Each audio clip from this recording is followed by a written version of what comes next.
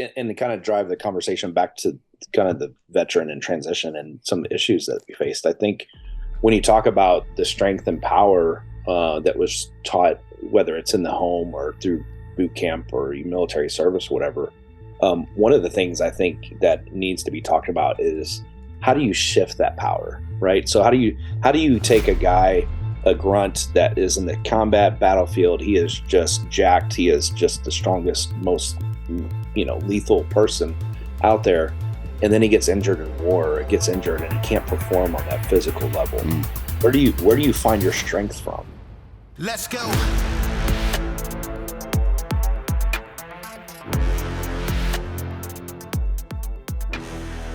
Welcome to Citizen. We have a very special guest today.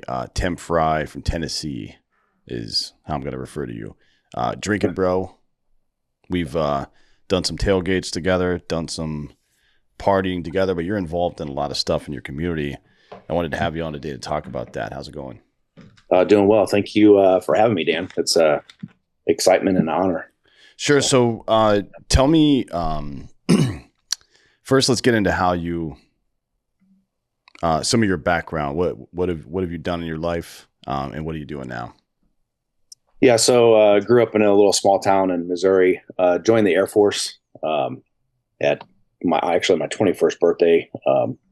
Served 17 years. I actually got injured in Afghanistan. It was whatever it is, and that was in 2009. Served for was it 8 more years.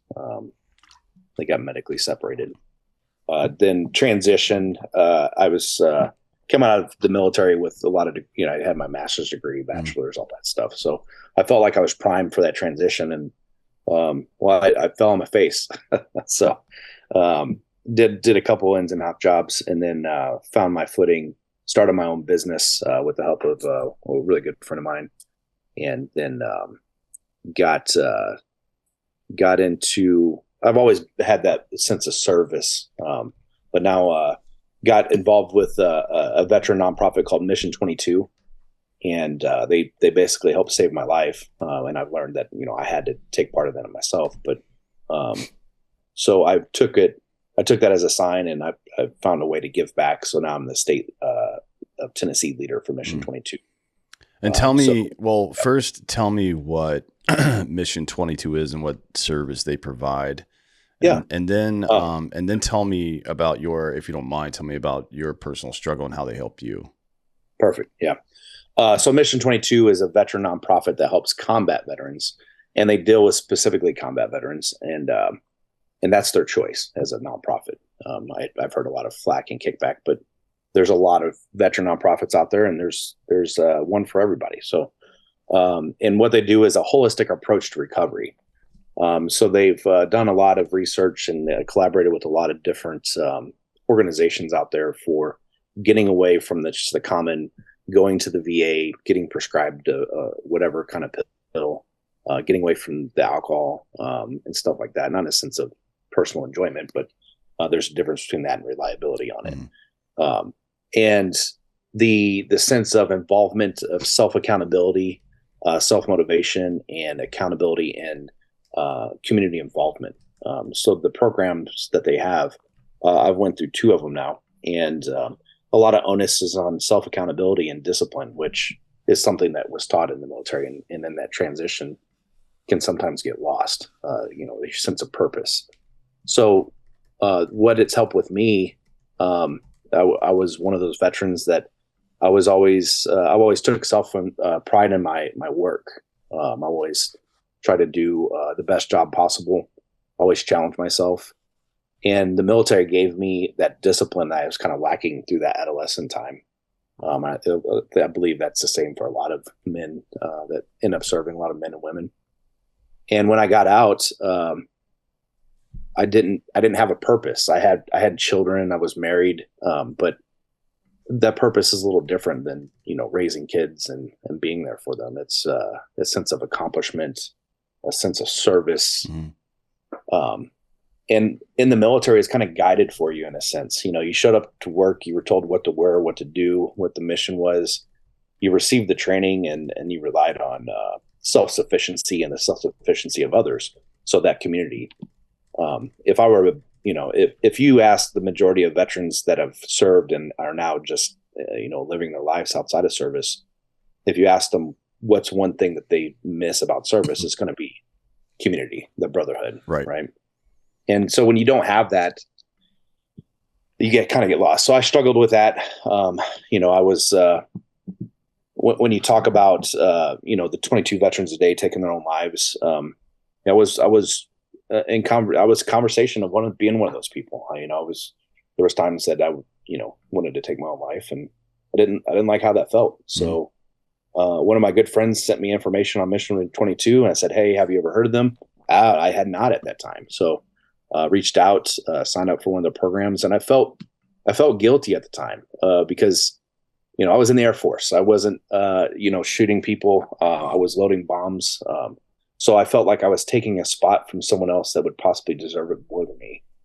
And so I struggled with that a little bit. And I talked on the phone with Mission 22, and they reassured me that I was a prime candidate for their program. And here we are. So went through there, struggled a little bit to try to, enforce their involvement in the program. It was more a self-paced, but they gave you guidelines. They gave you all the material, all the technology, which was great. And you got to do the work.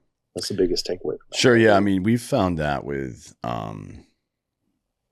our friend Michael Schellenberger, who does work with the homeless in California for the last 20 years now.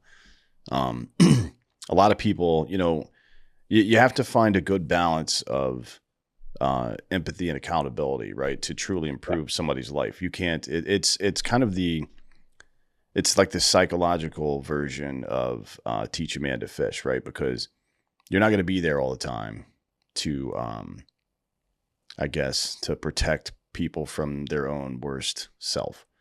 You have to become resilient and learn how to dig yourself out of that hole quickly, recognize the symptoms and all this stuff. And if you don't, you never really improve. You just take breaks from being a piece of shit. You know what I mean? In your life. And that's something that I think a lot of us, like in the early days, the first couple of years when you're out and you're trying to figure out how to, reintegrate yourself. I think that's usually that certainly was the case for me. I just kind of had good periods and I had bad periods, right? And the bad ones were typically longer than the good ones until, I guess I finally just decided I'd had enough, and I think it's the rock bottom that people refer to in addiction, but it's the same thing with your motivation in psychology. Yeah. And to that point, when I go do events for Mission 22 and pass out information and stuff, is one of the things that I talk to veterans about is you have to want to change. You have to want to do this yourself. You can't have your family members saying, this is what you need to do. It is helpful when you have that support system, but if you're not willing to do the changes and get your mind right and your body right, you're not going to go anywhere. Mm-hmm. It's going to be a battle. It's going to be a constant battle. And I'll ask you a question, Dan, is, when your struggle, when I went through mine, I felt helpless because I felt a certain way and my mind was like, it was hard to understand the way I was feeling. And when you tell yourself stop, break out of it, stop acting like a pussy or whatever. And it's not that. It's just a chemical imbalance most of the time, or whatever's going on in your body that just needs to be straightened up. And, I've heard you talk about it many a times, about one of the most important things is blood work. Yeah, sure. I got my blood work checked, and good gosh, my whole body was fighting itself because my mind was just constantly going. My body was like, hey, you're on fight or flight mode. Inflammation, all your cortisol levels, everything were out of whack. And so we got that right through, holistic supplementation and blood work, testosterone therapy, et cetera. So yeah, there's a lot that goes into that, right? So not every case is going to be the same. Sure. If you've had repeated head trauma, or if you've been exposed to a lot of toxic chemicals, heavy metals especially, you're probably going to have testosterone problems. As a matter of fact, most men, regardless of their military service or action in combat, do currently have testosterone issues. I believe the latest stat I've heard on that is that the average 21-year-old today has 40% less testosterone than their counterpart in 2000. So the last 20 years or so. That's part of it. And to your point, it's sometimes it's chemical imbalances. Yeah, the fight or flight thing, but there's relatively simple solutions to a lot of this stuff, right? So Stellan ganglion blocks can reset your fight or flight. It's not a permanent fix, but it gives you a little standoff, a little breathing room. There are a myriad of things you can do to address cortisol levels, like ashwagandha and things like that. Exercise obviously helps. And then testosterone and things like that obviously are becoming more readily available for supplementation. There's no, it's educating people is a really important part of the process at this point, because I remember there not being a whole lot of options when I got out in 2010. It was kind of like the Wild West, you were left to figure it out on your own, basically. And, thanks to organizations like Mission 22 and a lot of other, there's a lot of them now. There's reliable services and good information you can find now. We try to take every opportunity to discuss them on all of our programs here. But, ultimately, as you suggested earlier, it falls on the individual to take control of their own life again, right? And that should be, any help you give somebody should be to allow them the time and give them the tools to reclaim their own fucking property, which is their body and their mind, right? And if, it doesn't, as much as it sucks to watch people suffer like that, you're not doing them any favors by enabling them, because ultimately you're just prolonging their suffering. You know what I mean? Like it's you got to rip that fucking Band-Aid off. Every you've been in this situation, the pits and valleys of purposeless nihilistic depression are very dangerous, right? Because you brush up against suicidal ideation on a pretty regular basis when you're in that state of mind. And all it takes is, if you don't do something about it for yourself, a couple of bad days in a row, and now you're in trouble, right? So it's not like one of those things like, a lot of people do stay depressed for years. And oftentimes, aside from just being miserable, it doesn't become a direct threat to them.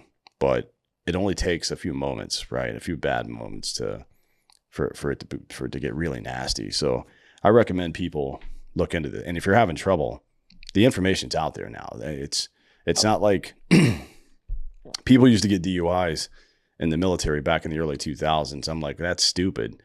But, now there's Uber. So if you're getting DUIs now, that's really fucking stupid. You know what I mean? Because there's like a whole infrastructure to stop that shit from happening at this point. And if you don't make use of it, then, what are you doing? Yeah. And I think, one of the journeys that I've had to take is getting in touch with my emotional well-being,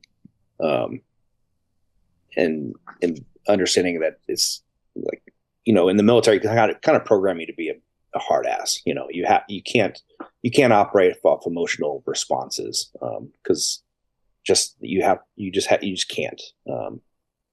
The mission has to occur, and that's what it was. And then coming out of that, as a father, as a husband, and on this journey of transition and just understanding life, it's the older you get, then it's a very important value to be able to attach to. So, I've went through some therapy for finding that emotional stance, and I still struggle with it. But growing up, men are supposed to be hard. They're supposed to be less emotion, and the women are supposed to be the emotional givers. And where do you think that's a culturalistic disservice that we're doing to men in the America today?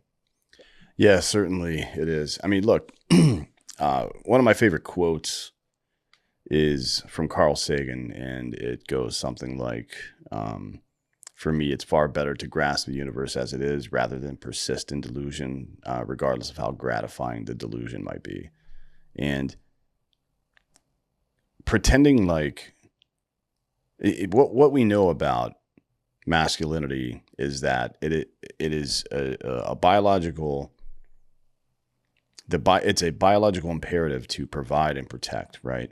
Now, masculinity can, because of the traits assigned, I guess, to the actions of providing and protecting, like hunting, for example, or fighting external forces, military, like, there's a lot of violence involved. And as is the case with any tool, you can be used for, it can be used poorly and for nefarious causes. But pretending that we're effectively throwing the baby out with the bathwater, right? We're trying to, and look, I don't think it's necessarily a cultural issue. What I think it is external influence trying to weaken the institutions that protect us. That's what I think it is. I think it's intentional. But even if it's not, you're right. It is fucking stupid. You know what I mean?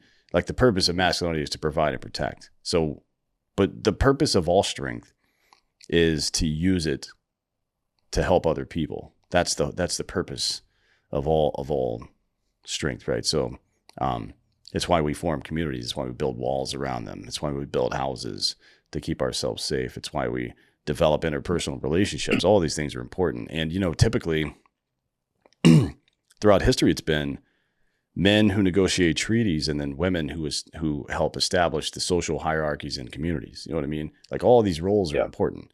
And look, you can do whatever the fuck you want. Nobody's telling you that you have to do this or have to do that. But it is a reality. It is a biological fact that one group, one gender is good at one thing, generally speaking, and then the other gender is good at the other thing, generally speaking. And, what we found through decades and decades, there's a 30-year study from the most egalitarian Northern European societies. And what they found was the more egalitarian it got, the more choice everybody had, and the more equal those choices were, the more likely it was for men to take jobs that were meant for men and women to take jobs that are meant for women, right? And the most egalitarian societies on earth, about 85% of nurses are female, right? And about 90% of our primary education people are female as well, right? So that's what you should expect, because that's what they're good at. You know what I mean? It's not a...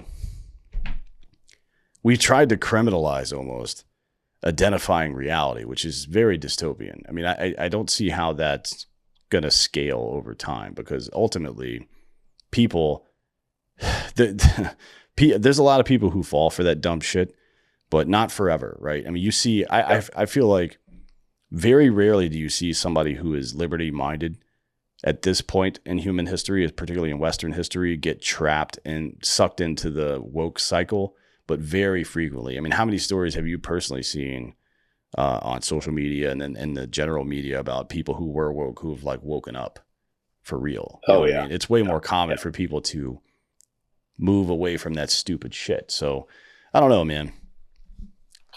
Yeah, and to that point, and I think it's, in that influence, it's, from my experience, it's people that haven't went on the grind that will get influenced. It's people that aren't in their communities being involved, to seeing what's actually happening real locally, right? It's to find your sense of service. It doesn't matter what it is, but if you're not involved in your local community, but you're more involved into the national political scheme, I think you got it kind of backwards, right? You have more influence locally than you do on a global or national scale. It's important to be involved in politics and news, all that stuff. But, if you don't know what's going on in your local town and you don't know what it's like to serve, then, how are you going to engage and build your children and the people of the future? That's what scares me, is my kids have to see, they're going through this now. And I find it very important to get them involved in community. So when I go volunteer or do different community involvements, I take the kids with me. Mm-hmm. Give them a sense of service, and things are bigger than yourself, right? If you're not willing to help out, like you said, someone in need, then what are we really here for? Right. Yeah. I think that's a really important thing for not just kids. I mean, that's how you refocus yourself as a human being. It's something I say a lot, and I'm sure the audience probably knows what I'm about to say. But if you can turn your pain and suffering into empathy for other people, you know what I mean? Not just empathy, but action as well.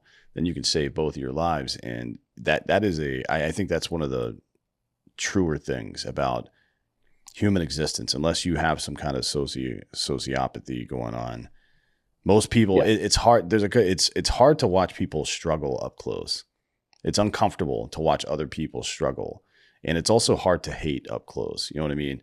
Like if you're, a lot of people will say nasty things on the internet, and they'll say nasty things when somebody else isn't around.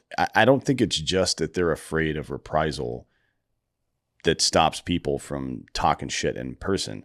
I don't think they're worried about getting into a fist fight.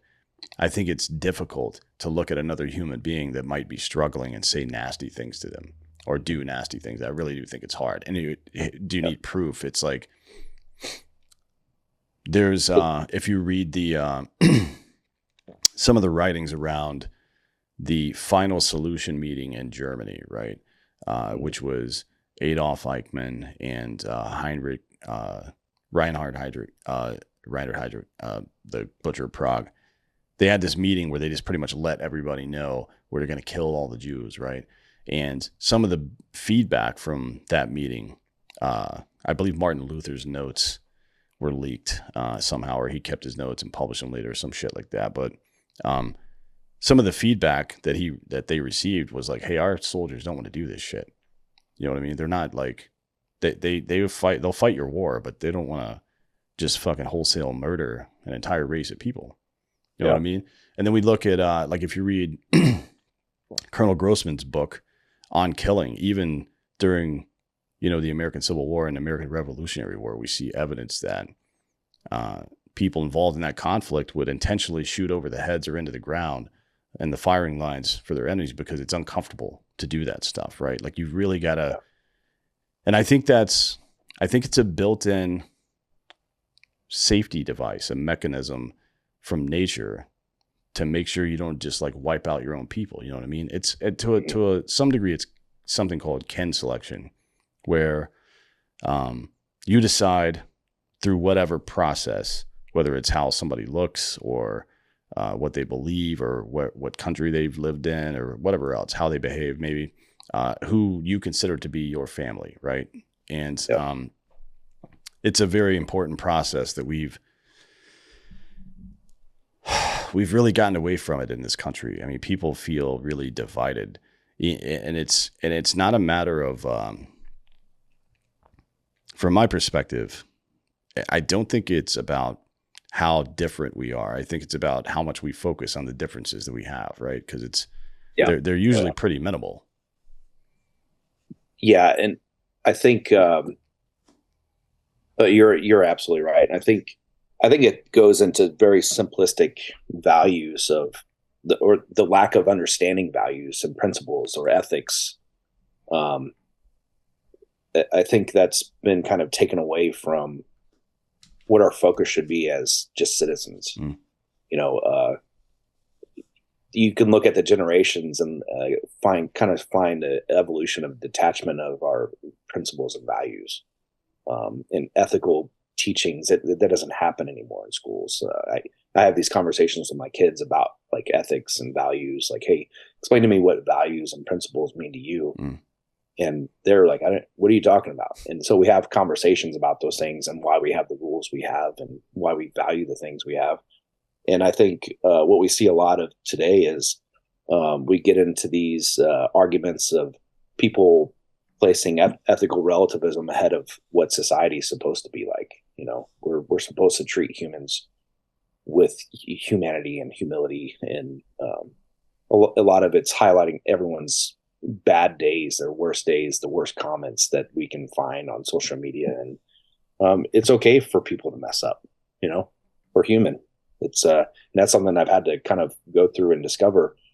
And there's different values and levels of a mistake or someone saying the wrong thing, and people should be held accountable. But you know, to teach our kids that growing up is a scary situation to put them in, and especially as men and as a veteran, you know, we signed up to serve the country, and I've listened to a few podcasts recently. I think it was the one that you just did with I think was it Tim Kennedy, and he talked about, hey, you have to kind of let the past go, you know, let the past be the past and focus on the now and the future. Right.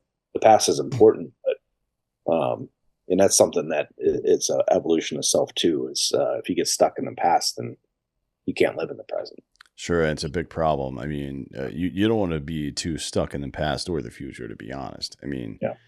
um, but yeah, it's you know, we've made a bunch of our decisions recently about how we're going to organize our lives based on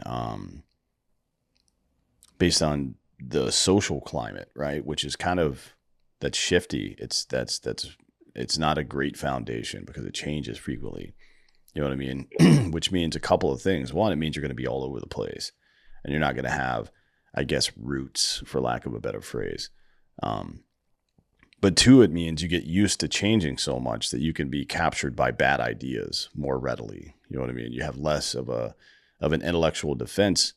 I mean, go stand on concrete and fight somebody, and then stand on like a fucking waterbed or something and try to fight somebody. It's going to be a much different situation for you.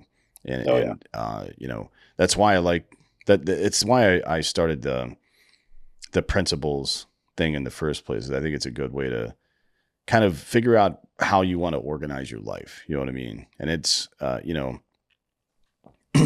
maybe some of these apply to everyone and maybe they don't, I don't know. But I think that stuff like supporting and defending liberty against anybody that might come after it is a pretty good principle to live your life by, because, you know, ultimately liberty is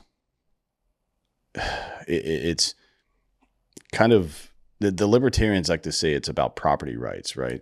Which sounds kind of weird when you first think about it, but it is. What is it fundamentally about liberty that makes it so appealing? It's individuality, and the ultimate version of that is owning your own body and your own choices, right? And there being some kind of principle involved to protect that, but also a principle involved to, I guess, have some kind of structured recourse against people who might trespass on your property. In this case, your human life, your body, your consciousness, your ability to do and say whatever the fuck you want to do, provided it doesn't hurt anybody else. So it's a really good exercise to say, like, when you see something that's not good, that's not working properly, or something that seems unjust or unfair, try to reduce that thing all the way down to the lowest possible level you can and figure out exactly what's happening there. Like, it's not fair that there are people that are hungry in the richest country in the history of the world, right? But you have to kind of go down the rabbit hole a little bit, understand why that is. And because if you don't reach the root cause of that, you're not going to reach any kind of plan on how to change it or fix it, you know? Yeah. And there's so many rules around, like, just the simple fact of letting people go hungry. Like, my wife used to work at an institution, and she dealt with kids, and on Fridays she would have to make sure that some kids went home with food for the weekend, Right? go to their own homes. And it's a sad situation, and she sacrificed her ability to keep her employment because it was against the rules, you know, but she was doing what was right. Because the resources were there and she had the ability to, and deep down that was what she wanted to do. And the simple fact, if you're doing the right thing and you're sacrificing a potential employment or you know, rules or regulations, it's just ridiculous in that sense. You know, as a society, we have to do better. You know. Yeah, you don't want bureaucracy getting in the way of actually achieving the goal. You know what I mean? And for me, that's always been the problem with government. It becomes about perpetuating its own existence and not, serving its clients, which are, supposed to be the citizenry. But very rarely is that the case. I mean, I can't point to a lot of governments in human history whose primary focus was on the citizenry, right? It's mostly about extracting wealth from people and redistributing it to other people or people in the government, bureaucrats. Yeah. But yeah, it's this is about accountability and discipline. Like when somebody says, well, it's not fair. A lot of people will say that it is not fair that I took out a predatory loan to go to a university and now I'm being forced to pay it back at a high interest rate during a time of what's effectively a recession. Like, all right, cool. Yeah, you might be right about that. It might not be fair. But it's also not fair to ask someone else to shoulder the burden of your mistake. Exactly.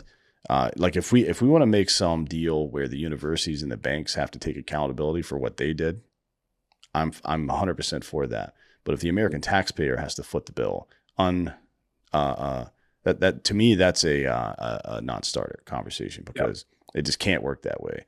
Because you're solving one problem and creating another for other people, right? Like you're simply extracting wealth from one group of people and paying off what is effectively a debt to the government, right?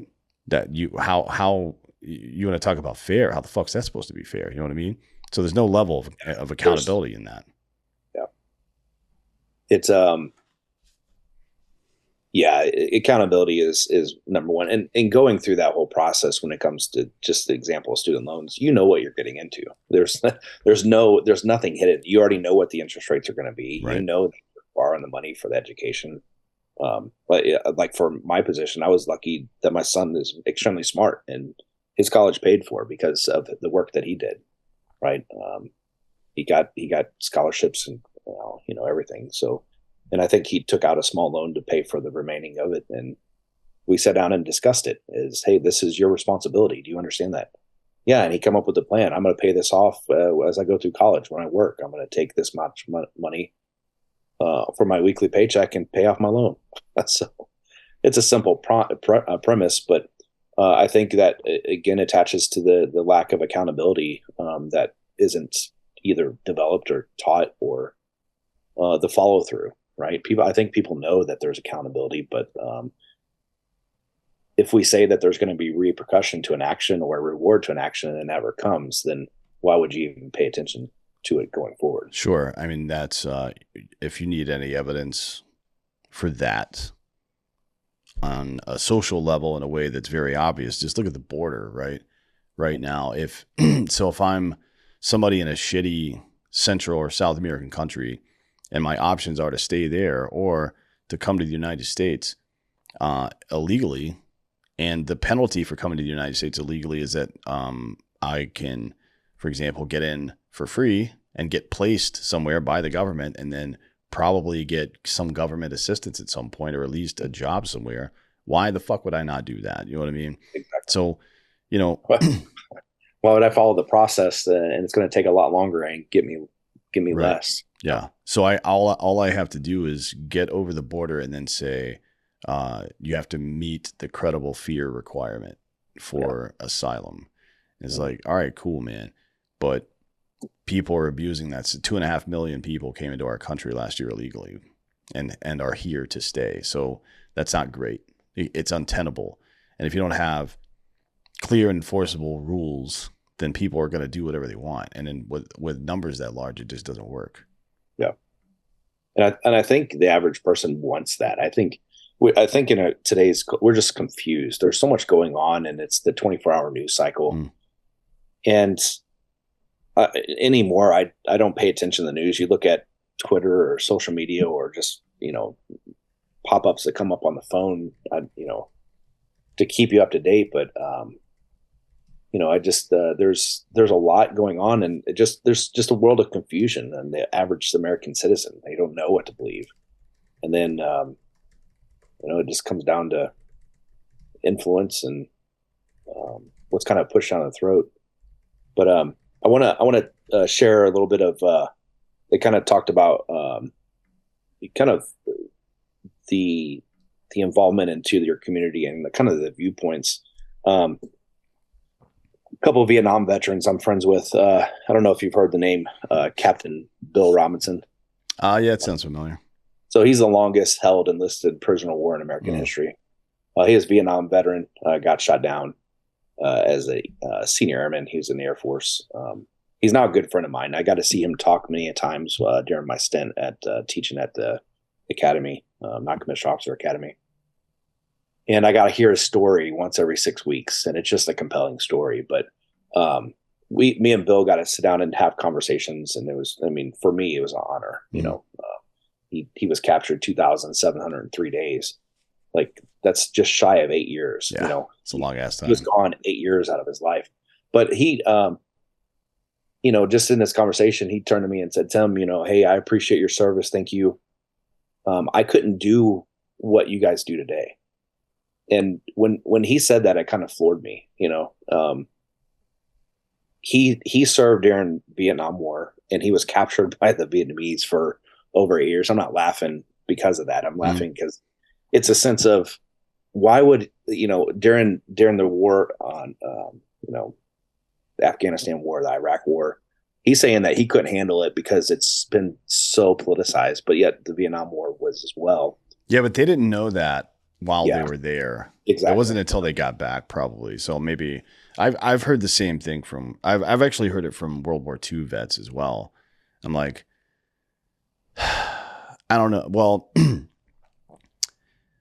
the average World War II veteran, I think, saw real combat something like every 80 days, like once every 80 days. And then there are some periods where it was extended over larger periods, like the Battle of the Bulge and particularly in the Pacific theater as well. But, and then you fast forward to the GWOT, it's like most people saw combat at least once a month. And for certain units, it was almost every day, right? So it's like the operational tempo is quite a bit different, but the goddamn severity of, look, war is war. It's fucked up. It sucks no matter what. But I've never been face down in a ranger grave in the wintertime with trees exploding around me. You know what I mean? So when, I agree with you. When people, when old timers tell me shit like that, I'm like, dude, whatever. Like you'll be just fine. Like it's just a different kind of bullshit. Yeah. And it's a respect thing. I think it was, you know, it's just a different breed of men. But you know, it's just, I think it's important for generations to understand people's names like that. And I'm not saying that everyone has to know Bill's story, but you know, the history. You know, more recently you've talked about history repeating itself, and we're on a cycle. If we don't pass that on to generations, our generation, even, we're still young in this grand scheme of things, and then pass that information down to the kids. They have to understand who paved the way for them. Yeah. I think that's a really good point. You know, story.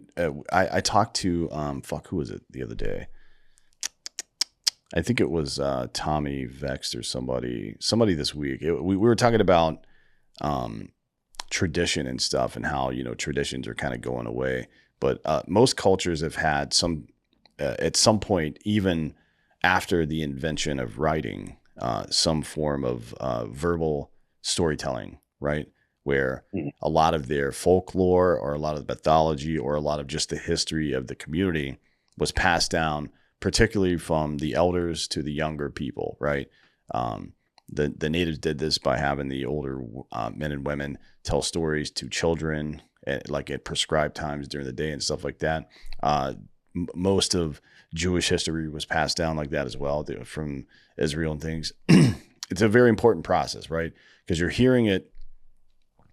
Not only are you getting the information, but you're also getting it from somebody that understands it, so you have perspective around it, right? And I think that's one of the primary functions. Like we talk about fatherless homes, especially these days, and how it's a root cause of nihilism in young men. But, you know, a lot of people don't unpack why. Like just having a dad around isn't necessarily going to solve your problem. Just having a dude with a dick in your house for the first 18 years of your life on its own doesn't necessarily do anything. It's really about what that person represents and what they're passing down from one generation to the next. principles, work ethic, right? Resilience and empathy and learning how to use strength and power in the right way. Like the most dangerous thing on earth is a weapon in the hands of a fucking maniac, right? Or a weapon in the hands of somebody who doesn't know how to use it properly. Can also be extremely unsafe. And masculinity, power, strength, aggression, that is a weapon, 100%. That doesn't make it bad, but right, just as this gun is an inanimate object, it is not good or bad. It is what I do with it that makes the difference, and it is what you do with, the tools and things you were given. But just expecting kids to figure it out on their own by watching television and YouTube and shit. That's kind of I'm not sure why we thought that was going to work out. Yeah. And it's, and to kind of drive the conversation back to kind of the veteran and transition and some of the issues that we faced. I think when you talk about the strength and power that was taught, whether it's in the home or through boot camp or military service, whatever, one of the things I think that needs to be talked about is how do you shift that power, right? So how do you take a grunt that is in the combat battlefield? He is just jacked. He is just the strongest, most, lethal person out there. And then he gets injured in war, or gets injured and he can't perform on that physical level. Where do you find your strength from after that?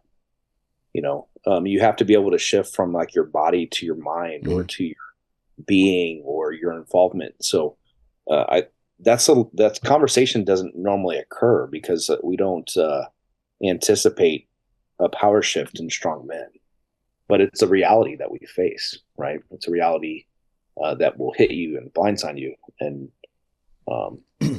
that's why I believe that there should be a good balance in the whole resiliency thing, all the different dimensions. And that's why I've been personally working on the emotional side, because that's been a blind spot for me. But sure. Having those conversations, number one, is tough, because how do you tell someone that generates their energy from their mind? For you, Dan, you're a smart individual. What happens if you lose that passion or your mind starts slipping? What does that do for you on a personal level? What do you mean? Like if I get dementia or something? Well, not necessarily. I think dementia is something that is, but I don't know. That one's a hard one. But let's say you lose the drive to just keep reading and educating yourself. I mean, I wouldn't lose that. I don't think I can. You know what I mean? Yeah. But it would certainly affect me. I mean, it's not just. So one of the things I like to do is, and you talked earlier about holistic approaches to men's health and mental health and shit like that. You should always try to marry up the psychological with the physical, right?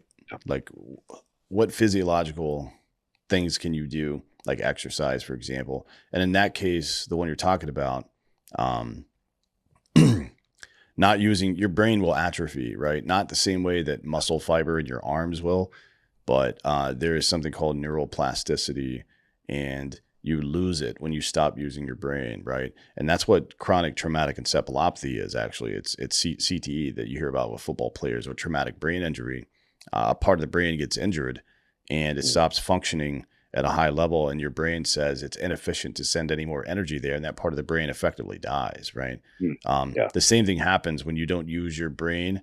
The same thing happens when you don't use your purpose muscle as well. You become a nihilist. It's like the thing that drives you internally, the spark inside of you, whatever it happens to be, biologically speaking, that's programmed you to go hunt or protect your family or whatever it is. That shit will go away, and you will feel it, right? You will feel it both mentally and physically, and you will feel like shit. And that's where, for me, that's the most dangerous point that a man faces in his life, where there's no purpose, there's no tomorrow, and the results are they come about something like this.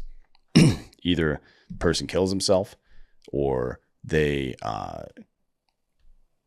let the weight of society capture them and that rage turns to hate for some group of people, or maybe all people, and they go fucking mass shoot somebody, or they find nefarious purpose, right? Like joining a terrorist organization or something like that. Yeah. These are all symptoms of the same disease. And, there's only one person that can protect you from that, and it is your goddamn self. You're the only one that can protect yourself from that. So, building resilience is it's not like a physical muscle, right? Like if you sprain your ankle, you may have to take a couple of days off, or maybe a week or two off from running or riding a bike or whatever it is you do. But if you sprain your brain, you have to fucking use it. The only way to win that is to fight your way out of it, right? And I think a lot of people get confused about that. Like, oh, I need a mental health break. Like, no, you don't. You don't. You need to find out what's causing the problem and then find the solution for it now, because good news or bad news doesn't get better with time. Yeah.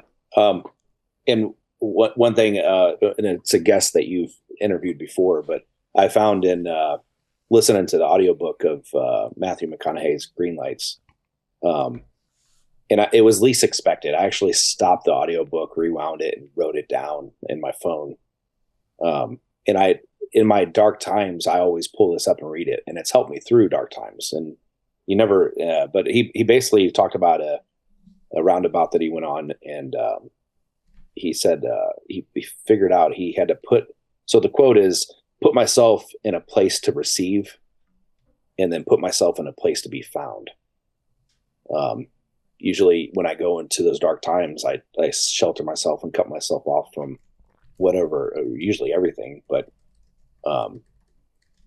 if I open up and put myself in a place to receive, it just opens up a whole new world. Mm-hmm. Right. And that goes back into, the toughness and the lack of emotional response, and a certain way that we're supposed to, I guess, realize that we're supposed to be as men today. But, in a place to be found. And those two phrases have kind of resonated with me. And it's just something that I've driven on since hearing them. It's been very interesting and eye-opening. Yeah. But when I try to shut off and seclude myself, I just say, hey, put myself in a place to receive and a place to be found. Mm. And it's kind of changed things. It's been, so thanks, Matthew McConaughey. Yeah. I mean, there's always going to be something required on your part to better yourself. That's just kind of how it works, man. And I don't know why that would be not obvious, I guess, but we tend to, a lot of people tend to close down when they get upset. I don't know what it is about that. I don't know why, but I think to the point of putting yourself in the position to I guess, receive and be seen and give back. It makes me think of, nobody in our audience is going to confuse me with a religious person, but I think this is a pretty good anecdote. There's a guy on top of there's a guy in a house, and there's a flood, right? The neighborhood floods. And he's in his front porch, and the fire department comes by and they're like, hey, you need to evacuate. You got to get the fuck out of here. He's like, nah, I'm going to stay at my house. I want to be in my house and blah, blah, blah, whatever. So the fire department's like, whatever. All right, we got to go. And then, the water rises, and now he's in his attic, and a fucking boat drives by, and the boat's like, hey, dude, get in. We're going to go back to town. No, I don't want to leave my house. And now the flooding's worse, and he's on his roof, and a helicopter comes by. He's like, hey, you want to ride out of here? He's like, no, I'm going to wait for God to help me. And then, now he's completely underwater. He's like, why didn't God help me? He's like, God sent you a fire truck and a boat and a helicopter, and you stood there in your house like a fucking asshole. Right. Yeah. So there is always going to be some impetus on you to take responsibility for your own situation and take steps towards moving yourself out of it. That's just how life works. Yeah. What would you say to, what would you say to the common listener out there? Like, what, where do you start? I like to, one thing that's difficult is to have perspective in times of extreme emotional distress, right?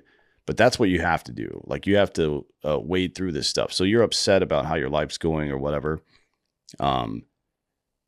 And you know what you can't do probably is if external forces are fucking up your scene, right? If you get sick, if your family member gets sick, or if the market crashes or some shit like that, or if government regulations fucking you over, there isn't necessarily a one-to-one thing you can do there, right?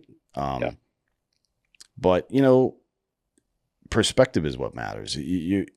I've been very happy in times where, relatively speaking, things kind of sucked, and I've been miserable when things were going well. And I think you need to unpack exactly what it is that's causing the problem for you. And again, perspective is tough when you're under emotional distress like that. You got to fight through it. I mean, that's where I start. I start with like, what is it exactly that's upsetting me right now, right? And how can I fucking turn that to something that's useful for me? So for example, this is an extreme example. Let's say, you know, a member of your family gets sick. Let's say it's terminal, right? Unpack what it is exactly that's upsetting you. It's because your family member is suffering. And it's because you're being confronted with the reality that your time with them is coming to an end at some point, right? Or at least it possibly could come to an end. So what's the obvious solution to that problem? It's not to sit around and mope and whine about it. You know what I mean? Like if there's something you can do to change the situation, obviously do that. But what do you do when you realize your time is running out with somebody, right? You spend as much time with them as possible, and you try to make that time for them as memorable and as meaningful and as pleasant as possible. That's the obvious solution. And I promise you, if you do that, it's going to change the way you see that situation. And not only that, when that person does eventually die, it's going to change the way, like you're not going to have the regret that you would have had if you had just sat around and been a bitch about it. You know what I mean? And I don't mean that to sound too coarse, because it is a difficult situation, but that's how you're going to feel about yourself 30 years from now when you're fucking your parent or brother or wife or somebody is dead and you're like, fuck, I wish I would have done this. You know what I mean? Yeah. And when you bring that up, my dad actually just went through that. My uncle, just, you know, cancer and all that stuff. They just went through that exact same process that you described. And they, you know, he ended up passing away recently, and it wasn't a surprise. It was known. It came on quick, but they had that time to discuss and spend time together. And I think what the most important part, what in any of those things that you have to determine, you know, is you have to be truthful. You have to be honest, right? And you have to be honest about what your involvement is. And it's not making up stories to justify your stance on why you feel the way you do. It's, if you're not doing the work, you got to be honest. Say, I'm just not doing what I'm supposed to.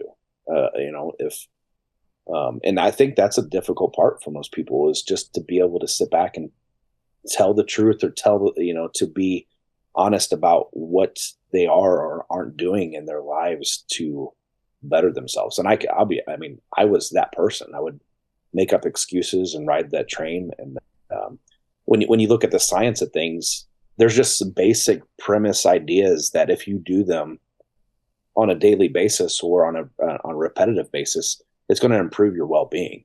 You know, Anthony Fuseli, he has his program. It's hard. That's why it's called that.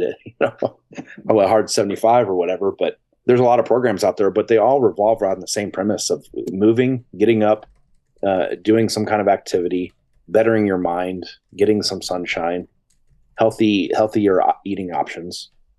Those are just principles that have been proven to work. So, you know, if I were to, you know, I've done this journey. I've rejected a lot of stuff that people have tried to give me suggestions on, or whatever. Just you know, start with the basics. Start with where the scientific parts have been proven. You know, there's just basic elements to human development and improvement that just are